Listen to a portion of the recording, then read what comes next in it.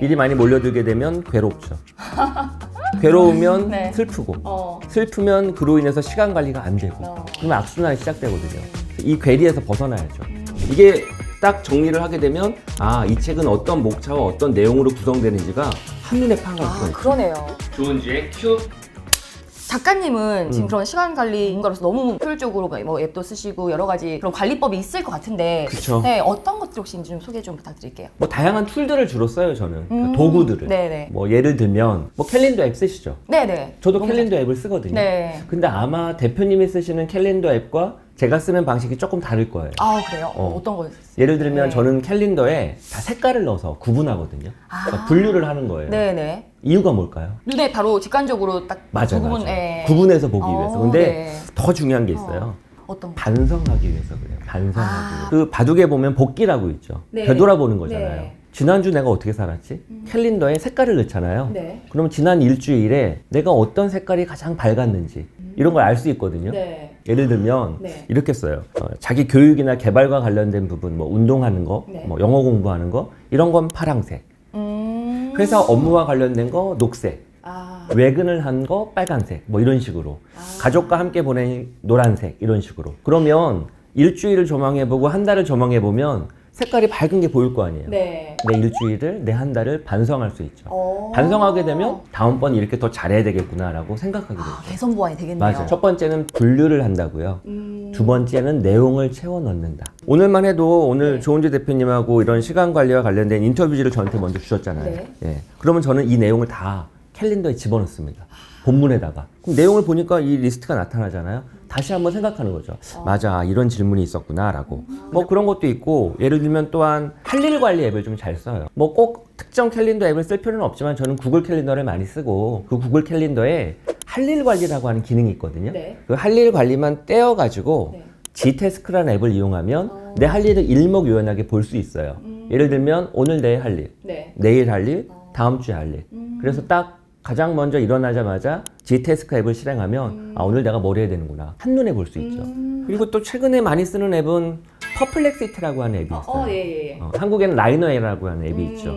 그 AI 검색 기능이에요. 네. 예전에 어떤 정보를 찾거나 내가 필요로 하는 자료를 수집하기 위해서는 뭐 네이버나 구글 검색을 이용했잖아요. 네. 시간이 좀 오래 걸리거든요. 근데 이 생성형 AI 기술 기반으로 만들어진 퍼플렉시티나 라이너를 이용하면 그 시간이 줄어듭니다. 왜냐하면 AI가 대신 자료를 찾고 대신 분석을 해서 이걸 요약 정리해 주거든요. 그래서 그런 앱들을 이용을 하면 제 시간이 좀 많이 줄어들죠. 조은지의 큐. 직장인이나 아니면 창업을 해서 어떤 사업을 할 때 가장 중요한 단계 중에 하나는 머릿속에 복잡한 실타래를 풀어내는 거거든요. 네. 그렇죠? 예를 들어 우리가 이런 최근의 시장 변화에 어떻게 대응하는 게 좋을까? 마케팅은 어떻게 하는 게 좋지? 영업 전략은 어떻게 따는 게 좋지? 이 모든 게 다 대응이잖아요. 네, 그렇죠. 그런 전략적인 대응이나 어떤 기획을 제대로 하기 위해선 많은 사람과 만나거나 책을 뒤져보거나 자료를 찾고 그 다음에 내가 한번 소화를 한 다음에 머릿속에서 재정리를 해서 토해내잖아요. 네. 그 토해낼 때도 시간이 걸리죠. 당연히. 네. 그때가 바틀렉이에요. 가장 병목 현상이 크거든요. 그 시간을 줄여주는 제일 좋은 방법은 네. 마인드 노드라고 불리는 마인드 맵을 쓰는 거예요. 물론 마인드 노드와 관련된 네. 앱들은 되게 종류가 많아요. 네네네. 마인드 노드 제가 말씀드렸던 건 네네. 특정 앱인데 네. 아까 구글 캘린더, 네이버 캘린더처럼 네. 종류는 되게 많아요. 네, 그렇죠. 핵심은 마인드 노드라고 불리는 네. 서비스를 제공하는 앱이나 그런 것들을 이용해라. 마인드 맵은 무엇이냐? 내 머릿속에 떠오르는 복잡한 상념들, 실타래가 풀려지지 않은 그 복잡한 것들을 바깥으로 끄집어내어서 내 육안으로 확인하고 시각적으로 키워드를 정리함으로써 이걸 논리 구조를, 레벨을 다 맞추는 그런 서비스예요. 혹시 작가님 지금 어떻게 쓰신 좀 저희 좀 보일 수가 있나요? 다 볼 수 있죠. 예, 한번 좀 보여줄 수 있을까요? 예.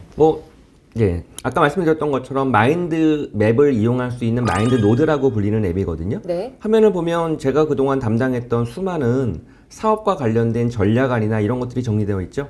예, 제가 이제 책집필을 할 때 네. 책집필이라는 게 얼마나 복잡해요. 그쵸. 그렇죠. 네. 그래서 책을 어떤 방식으로 스토리를 구성하고 목차를 정리할까라는 목적으로 쓴 거예요. 네. 자, 여기 보면은 세컨드 월드라고 불리는 이제 책 제목이고요. 네.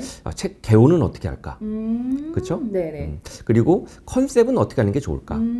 여기 써 있죠, 다. 네네. 그리고 그 컨셉의 세부 목차는 어떻게 정리하는 게 좋을까? 그리고 각각이 서로 어떻게 연결되나. 인과관계가 있잖아요. 네. 그 인과관계에 맞게끔 다 이제 그래프로 선으로 다 연결시킨 겁니다. 이게 딱 정리를 하게 되면 이 책은 어떤 목차와 어떤 내용으로 구성되는지가 한눈에 파악할 수가 있죠. 그러네요. 이렇게 정리하는 겁니다. 이거를 생각날 때마다 더 채워 넣으시는 건가요? 그럼요. 생각날 때마다 네. 덧붙이기도 하고 또한 레벨을 조정하기도 하고 네. 혹은 여기 있는 걸 저 위로 보내기도 하고 그러면 전체 논리 구조가 머릿속에 일목요연하게 정돈이 되죠. 그런 과정을 통해서 시간을 절약할 수 있어요. 다음은 정말 그 직장 생활에서 업무뿐만 아니라 다양한 그럼요. 곳에서도 충분히 적용을 가능하겠네요. 네, 맞습니다. 네. 좋은 주의 큐.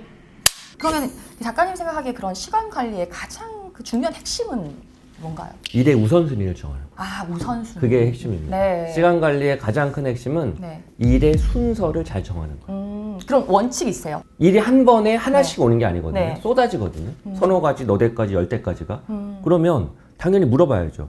어떤 일이 제일 급하고 중요합니까? 네. 그 일부터 하는 거죠. 근데 이거는 시킨 사람이 알아요. 상사가 잘 알고. 그 얘기는 네. 내 주도적이지 않으라는 거죠. 내 주도적이 아니라 그 사람이 말한 대로 해야 되는 거거든요. 네. 그러면 삶이 재미가 없잖아요. 그래서 네. 그게 기본이긴 하나 네. 제 관점을 말씀드리려고 네. 하는 겁니다. 그게 기본이에요. 네. 당연히. 근데 제 관점에서 저는 어떻게 일의 우선순위를 정하느냐, 내가 딱 보건대 10분 안에 처리할 수 있는 일을 가장 먼저 해요. 우리 곰곰이 회사에서 일을 하다 보면 뭐 총무팀에서 뭐 HR팀에서 혹은 옆에 있는 다른 부서장이 이거저거 부탁할 때가 있거든요. 네. 그 김재원 담당 그 지난주에 있었던 회의록 좀 정리해서 좀 보내줘. 뭐 예를 들면 이건 내가 10분 안에 할 수 있거든요. 네. 그건 먼저 한다고. 그게 제 기준입니다. 네. 중요하고 급한 일은 대부분 오래 걸려요. 근데 그 일에만 계속 집착해 있으면 나머지 일들이 안 줄어드니까 내가 유쾌하지가 않거든요. 그래서 제 일의 우선순위는 내가 스스로 판단하기에 10분 안에 할 수 있는 걸 가장 먼저 쳐냅니다. 그래서 일의 개수를 줄이는 거예요. 내가 해야 될 일이 이렇게 줄었구나. 그 관점에서 해석을 하면 즐거워지면 유쾌해지기 때문에 생산성이 높아져요. 그래서 더 오래 걸릴 일도 더 빨라지죠. 그래서 제가 그 하는 우선순위의 기준입니다. 이거 너무 좋은 꿀팁인데요. 네. 근데 문제는 그러다 보면 일이 몰려들죠. 네 개만. 네. 일 잘하는 사람의 특징은 일이 많이 몰려들어요. 몰린다. 일이 많이 몰려들게 되면 괴롭죠. 괴로우면 네. 슬프고 슬프면 그로 인해서 시간 관리가 안 되고 그러면 악순환이 시작되거든요. 그래서 이 괴리에서 벗어나야죠. 그러면 웃긴 게 나는 10분 안에 일을 처리해가지고 일을 개수는 줄어들었는데 또 들어오네. 그 다음 단계는 쳐내는 거죠. 쳐내는 거. 못합니다. 네. 물론 어느 직장인이 감히 상사에게 나 이거 못합니다라고 말할 수 있겠습니까? 하지만 내가 행복하지 않으면 내가 맡은 일조차 제대로 못하는데요. 네. 그럼 뒤를 쳐야죠. 이렇게 일이 많은데 조정을 해줘야 됩니다.